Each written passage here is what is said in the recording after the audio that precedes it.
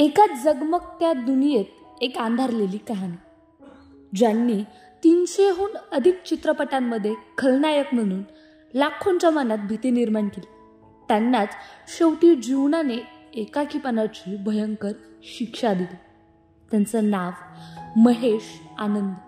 80 आणि 90च्या दशकात जेव्हा बॉलिवूडमध्ये खलनायक म्हटलं की महेश आनंद यांचं नाव अग्रस्थानी घेतलं जायचं. अमिताभ बच्चन, संजय दत्त, शत्रुघ्न सिन्हा कोणासोबत त्यांनी काम केलं नाही. शहेनशाह, हथियार, मुजरिम, तुफान आणि अशा कितीतरी सिनेमात त्यांनी जबरदस्त खलनायकी साकारली.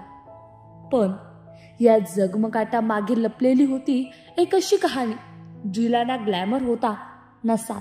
300 चित्रपट केले, पण शेवटच्या 18 वर्षात त्यांचं आयुष्य गरिबीत गेलं. एकेकाळी स्टार असलेला हा माणूस शेवटी एकटाच गेला.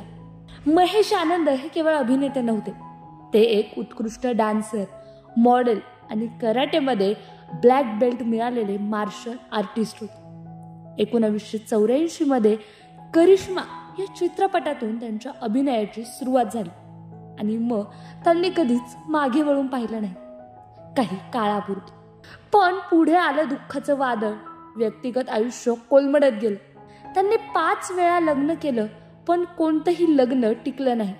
पत्नी, मुलगा, कुटुंब, मित्र कोणीच त्यांच्यासोबत नव्हतं. त्यांनी फेसबुकवर लिहिलं, माझ्याकडे प्यायला पाणीही घेण्यासाठी पैसे नाहीत, माझं कुणीच नाही.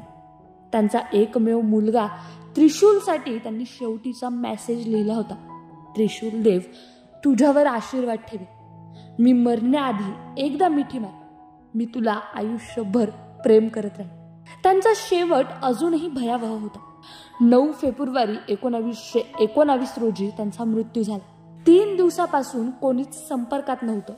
टिफिन बाहेर पडलेला, घरातून वास येऊ लागला आणि पोलिसांनी दरवाजा तोडून त्यांचा मृतदेह बाहेर काढला. एकाएकी कुजलेला, शांत.